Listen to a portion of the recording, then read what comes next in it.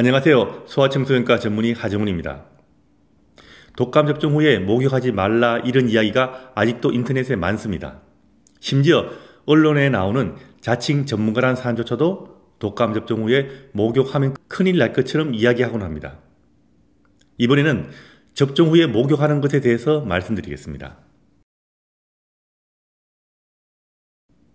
예전에는 우리나라에서도 접종 후 목욕하지 말라는 지침이 확실하게 있었습니다. 다른 나라에서 보기 힘든 지침이었지만 그런 지침이 있었던 것은 사실입니다. 한번 룰 만들면요, 고치는 거 정말 힘들기 때문에 오랜 세월 그런 잘못된 지침이 유지되어 오다가 몇 년 전에 드디어 그 지침들이 개정되어서 이제 우리나라에서 목욕하지 말라는 지침은 빠졌습니다. 그런데 인터넷에서는 과거의 정보가 삭제되지 않기 때문에 목욕하지 말라 하라 두 가지 정보가 다 올라와 있어서 부모님들을 헷갈리게 만듭니다.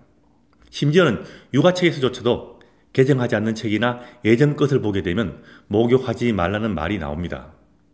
그래서 의학적인 정보는 항상 업데이트된 것을 보셔야 합니다.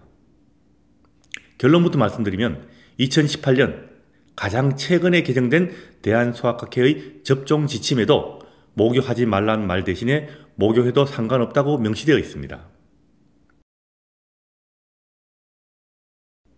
간혹 주사바늘 자국으로 물이 들어가서 감염이 될 수 있다는 식으로 구체적인 예를 들어서 목욕하지 말라는 자칭 전문가들도 있는데 예방접종 전문가인 소아청소년과 의사들은 이렇게 이야기하지 않습니다. 접종 주사바늘은 가늘 뿐 아니라 주사 후에 바늘 뺄 때 바로 피부가 수축되고요. 아물어가지고 접종 후 집에 도착할 쯤 되면 이미 피부의 보호막이 다시 재기능을 하기 때문에 목욕을 한다고 해서 문제가 되지 않습니다.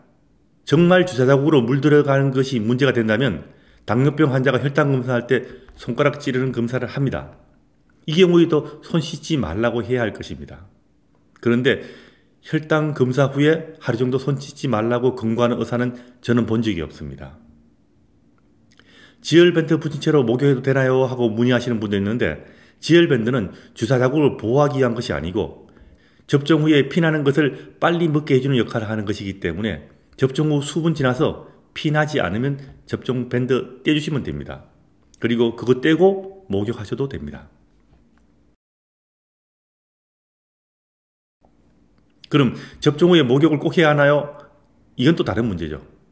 돌전이 아이들은 목욕을 자주 하면 피부가 건조해질 수 있기 때문에 일주일에 목욕은 3번을 넘기지 않는 것이 좋습니다. 3번.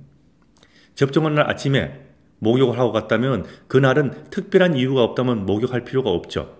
다만 접종할 때 많이 울어서 땀으로 범벅이 되거나 갑자기 지저분해진 경우는 목욕하는 것을 문제 삼지 않는 것입니다. 목욕해도 된다는 것과 목욕하지 말라는 것은 전혀 다른 이야기입니다. 결론은 접종해도 목욕하는 것은 아무런 상관없다는 겁니다.